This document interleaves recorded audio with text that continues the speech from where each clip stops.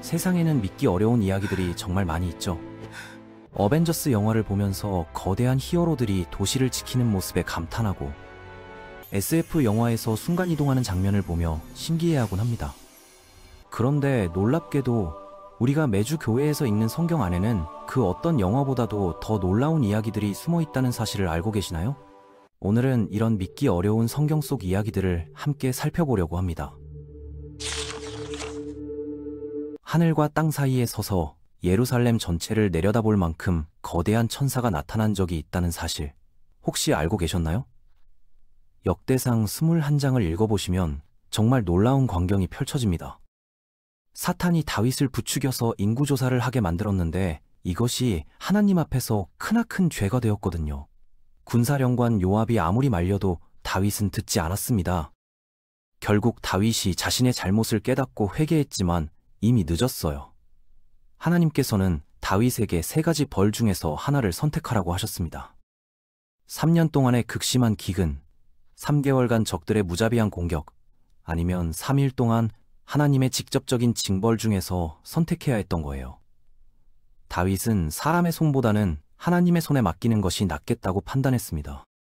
그래서 마지막 선택지를 골랐는데 그 결과 전염병이 이스라엘 전역에 퍼져서 무려 7만 명이나 목숨을 잃게 되었습니다. 상상하기도 어려운 규모의 재앙이었죠. 그런데 이것만으로는 끝나지 않았어요. 하나님께서 예루살렘까지 완전히 멸망시키려고 천사 1명을 보내셨거든요. 이때 다윗이 고개를 들어본 것이 바로 그 거대한 천사였습니다. 성경에는 이렇게 기록되어 있어요. 하늘과 땅 사이에 서서 손에 뽑은 칼을 들고 예루살렘을 향해 뻗치고 있는 천사의 모습을 다윗이 목격한 거죠. 상상해보세요. 얼마나 큰 천사였으면 하늘과 땅 사이에 서 있을 수 있겠어요? 그야말로 거인이라는 말로도 부족한 상상을 초월하는 크기의 존재였을 거예요. 다윗과 장로들이 이 광경을 보고 완전히 공포에 질렸다는 것은 당연한 일이었습니다.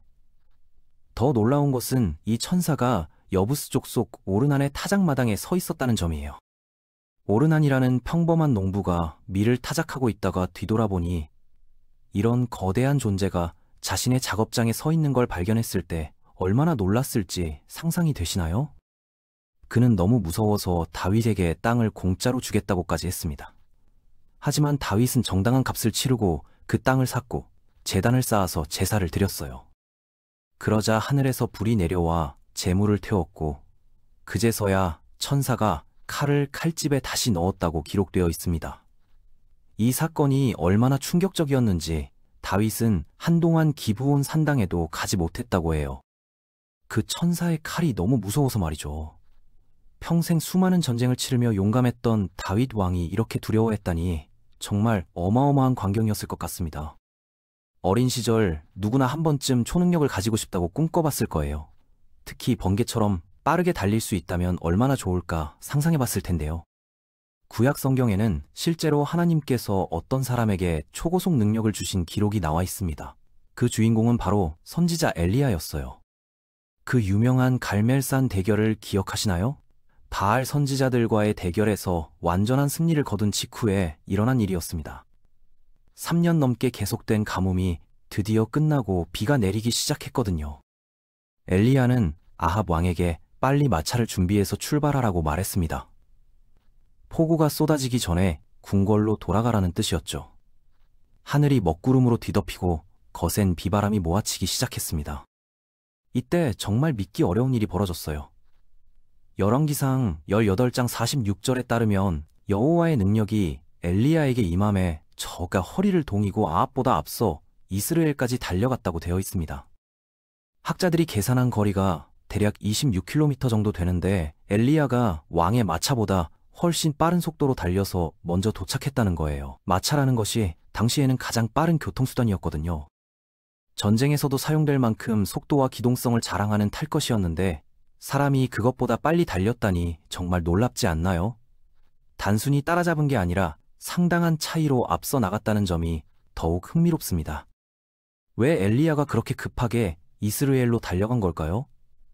아마도 갈멜산에서 일어난 하나님의 기적이 백성들 사이에 신앙 부흥을 일으키기를 바랐기 때문일 거예요. 악한 왕 아합이 살고 있는 이스라엘에 먼저 도착해서 하나님의 능력을 증거하고 싶었던 것 같습니다. 하나님께서 특별히 엘리야에게 초자연적인 체력과 속도를 주셨다는 것은 분명해 보입니다. 현대의 올림픽 마라토너들도 42km를 2시간 조금 넘게 달리는 것이 세계 기록인데 엘리야는 폭우가 쏟아지는 상황에서 마차보다 빠르게 달렸다는 거죠. 열왕기상 13장에는 정말 이해하기 어려운 기괴한 이야기가 하나 나옵니다. 저도 이 부분을 여러 번 읽어봤지만 아직도 무슨 의미인지 확실하지 않아요. 하지만 워낙 특이한 내용이라서 여러분과 함께 나누고 싶습니다. 이름 없는 젊은 선지자가 주인공인데 어떤 번역에서는 하나님의 사람이라고도 불립니다. 이야기는 정말 드라마틱하게 시작되거든요.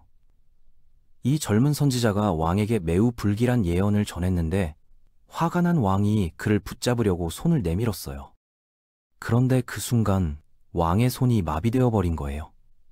왕이 깜짝 놀라서 태도를 바꿔서 기도해달라고 부탁했고 기적적으로 손이 다시 회복되었습니다. 이 일로 기분이 좋아진 왕이 젊은 선지자에게 함께 저녁을 먹자고 제안했지만 그는 단호하게 거절했어요. 당신이 재산의 절반을 준다고 해도 함께 가지 않겠습니다 라고 말했거든요. 여기서는 음식도 먹지 않고 물도 마시지 않을 것입니다. 하나님께서 명령하셨거든요. 빵도 먹지 말고 물도 마시지 말며 왔던 길로 되돌아가지도 말라고 하셨습니다. 이렇게 말하고 다른 길로 떠나갔죠. 여기까지는 그럭저럭 이해할 만한 내용이에요. 문제는 여기서부터 일이 꼬이기 시작한다는 점입니다. 한 늙은 선지자가 이 소식을 듣고 아들들에게 당나귀에 안장을 얹으라고 시켰어요. 그리고 직접 쫓아가서 나무 아래 쉬고 있던 젊은 선지자를 발견했습니다. 늙은 선지자가 저녁 식사에 초대했지만 젊은이는 똑같은 이유로 거절했어요. 하나님의 명령 때문에 음식을 먹을 수 없다고 말이죠. 그런데 이때 늙은 선지자가 거짓말을 했습니다. 자신도 선지자인데 하나님께서 천사를 통해서 젊은 선지자를 집으로 데려와 음식을 먹이라고 하셨다는 거짓말을 한 거예요. 성경에는 분명히 그러나 그가 그에게 거짓말을 한 것이더라고 기록되어 있습니다. 젊은 선지자는 이 말을 믿고 따라갔어요. 같은 선지자의 말이니까 하나님이 계획을 바꾸신 줄 알았을 거예요. 더 놀라운 것은 식사하는 동안 늙은 선지자에게 진짜 하나님의 말씀이 임했다는 점입니다. 그가 갑자기 젊은 선지자에게 외쳤어요. 당신이 하나님의 명령을 거역하고 여기서 음식을 먹었기 때문에 조상들의 묘실에 묻히지 못할 것입니다. 정말 소름 끼치는 예언이었죠. 식사 후 늙은 선지자는 젊은이에게 당나귀를 빌려주고 집으로 돌려보냈습니다. 그런데 집으로 가는 길에서 정말 끔찍한 일이 벌어졌어요. 사자가 나타나서 젊은 선지자를 죽인 거예요. 그런데 더 기괴한 것은 사자가 시체를 먹지도 않고 당나귀를 해치지도 않고 그냥 시체 옆에 서 있었다는 점입니다. 지나가던 여행자들이 이 이상한 광경을 보고 마을에 소식을 전했어요. 늙은 선지자가 이 소식을 듣고 다시 당나귀를 타고 가서 시체를 거두어 자신의 무덤에 장사 지냈다고 해요. 이 이야기가 도대체 무슨 의미인지 정말 궁금합니다. 거짓말쟁이였던 늙은 선지자가 갑자기 진짜 예언을 하게 된 이유가 뭘까요? 왜 하나님은 이런 복잡하고 비극적인 상황을 허용하신 걸까요? 여러분은 어떻게 생각하시는지 정말 궁금해요.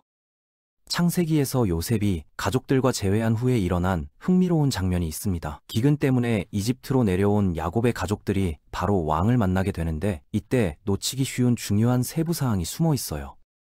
요셉이 형제들을 파라오에게 소개하고 그들이 목축업에 종사한다는 것을 알게 된 파라오가 왕실의 가축들을 맡아달라고 제안합니다. 그 다음에 요셉이 아버지 야곱을 파라오에게 소개하죠. 여기서 주목할 점은 성경에 야곱이 바로를 축복하더라는 표현이 2번이나 나온다는 것입니다. 만날 때 1번, 헤어질 때 또 1번 말이에요. 어떤 주석에서는 이것이 단순한 인사말일 수도 있다고 해석하기도 하지만 만약 정말로 축복이었다면 그 의미가 상당히 깊습니다.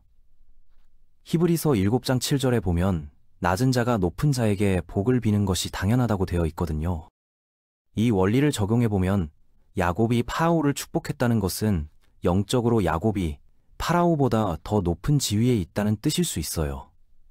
당시 파라오는 이집트의 절대 권력자였고 고대 근동 지역에서 가장 강력한 왕 중 하나였습니다.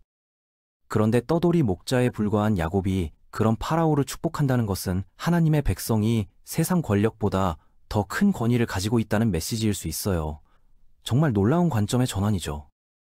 신약 성경에는 순간 이동에 관한 놀라운 기록들이 여러 번 나타납니다. 부활하신 예수님이 잠긴 문을 통과해서 제자들 앞에 나타나신 일이나 엠마오로 가던 제자들 앞에 갑자기 나타나셨다가 사라지신 일은 많은 분들이 알고 계실 거예요.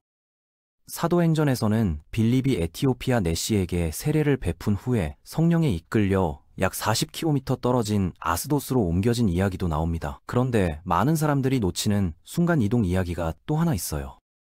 요한복음 6장에 나오는 내용인데 제자들이 배를 타고 바다를 건너가던 중에 거센 폭풍을 만났습니다. 그때 예수님이 물 위를 걸어서 오셨고 베드로도 잠깐 물 위를 걸었던 그 유명한 사건 말이에요. 대부분의 사람들이 물 위를 걷는 기적에만 집중하는데 그 다음에 일어난 일이 더 놀랍습니다.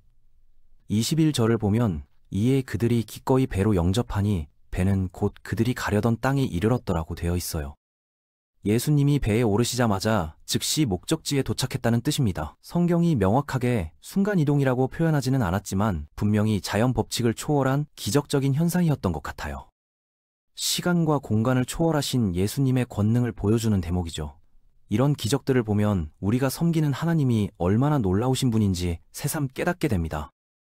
에스겔서에는 정말 기괴하고 신비로운 환상들이 많이 나와 있는데 그 중에서도 특히 인상적인 것이 거대한 생물체들에 대한 묘사입니다. 내 얼굴을 가진 생물들이 나타나는데 각각 사람과 사자와 소와 독수리의 얼굴을 가지고 있었다고 해요.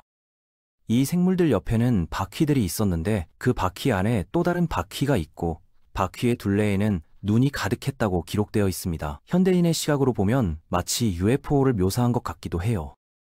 더 놀라운 것은 이 생물들이 움직일 때 바퀴들도 함께 움직이고 생물들이 공중으로 올라갈 때 바퀴들도 함께 올라갔다는 점입니다. 정말 상상하기 어려운 광경이었을 것 같아요. 다니엘서에는 느부갓네살 왕이 꾼 꿈 이야기가 나오는데 그 해석이 정말 놀랍습니다. 왕이 거대한 신상을 보는 꿈을 꾸었는데 머리는 금으로, 가슴과 팔은 은으로, 배와 허벅지는 노스로, 다리는 철로, 발은 철과 진흙이 섞인 재료로 되어 있었어요. 그런데 사람의 손으로 만들어지지 않은 돌 하나가 나타나서 그 신상의 발을 쳐서 산산조각 내버렸다고 합니다. 그리고 그 돌이 태산 같은 큰 산을 이루어 온 세상에 가득했다는 거예요. 다니엘이 해석하기를 이것은 세계 역사의 흐름을 보여주는 환상이라고 했습니다. 바벨론 제국부터 시작해서 여러 제국들이 일어났다가 무너지고 마지막에는 하나님의 나라가 모든 나라를 대신해서 영원히 서게 될 것이라는 예언이었죠. 역사를 돌이켜보면 정말로 바벨론, 메데 페르시아, 그리스, 로마 제국이 차례로 일어났다가 사라졌습니다. 수천 년 전에 이런 정확한 예언이 기록되어 있다니 정말 신기하지 않나요? 요한계시록에는 더욱 장엄하고 신비로운 환상들이 가득합니다. 7머리와 10뿔을 가진 용이 나오기도 하고 바다에서 올라오는 짐승과 땅에서 올라오는 짐승이 등장하기도 해요. 새 하늘과 새 땅에 대한 묘사도 정말 아름답습니다. 하나님이 사람들과 함께 거하시고 모든 눈물을 씻어주시며 사망이나 애통하는 것이나 곡하는 것이나 아픈 것이 다시 있지 않을 것이라고 약속하셨거든요. 새 예루살렘의 모습도 상상을 초월합니다. 성의 길이와 너비와 높이가 각각 12,000스타디온이라고 했는데 이것을 현재 단위로 환산하면 대략 2,200km 정도 됩니다. 정육면체 모양의 거대한 도시가 하늘에서 내려온다는 거예요. 성벽은 벽옥으로 쌓였고 성은 맑은 유리 같은 정금으로 지어졌다고 해요. 성의 기초석들은 각종 보석으로 꾸며졌고 12문은 각각 진주 하나로 만들어졌다는 묘사가 나옵니다. 이런 이야기들을 보면 성경이 얼마나 신비롭고 놀라운 책인지 새삼 깨닫게 됩니다. 우리가 섬기는 하나님이 시간과 공간, 물질 세계의 모든 법칙을 다스리시는 전능하신 분이라는 것을 이런 기록들이 분명하게 보여주고 있어요. 때로는 거대한 천사를 보내시기도 하고 때로는 사람에게 초자연적인 능력을 주시기도 하시며 때로는 공간을 초월하는 기적을 행하시기도 하시는 분 말이에요. 정말 놀라우신 하나님이죠. 여러분은 이런 놀라운 이야기들을 얼마나 알고 계셨나요? 혹시 더 깊은 의미를 발견하셨다면 꼭 나누어 주세요. 성경에는 아직도 우리가 발견하지 못한 신비로운 이야기들이 무궁무진하게 숨어 있을 것 같습니다. 하나님의 말씀 안에는 우리의 상상을 뛰어넘는 놀라운 진리들이 담겨 있습니다. 오늘 함께 나눈 이야기들이 여러분의 신앙에 새로운 활력을 불어넣어 주기를 바라며 앞으로도 성경 읽기를 통해 더 많은 보화들을 발견하시기를 축복합니다.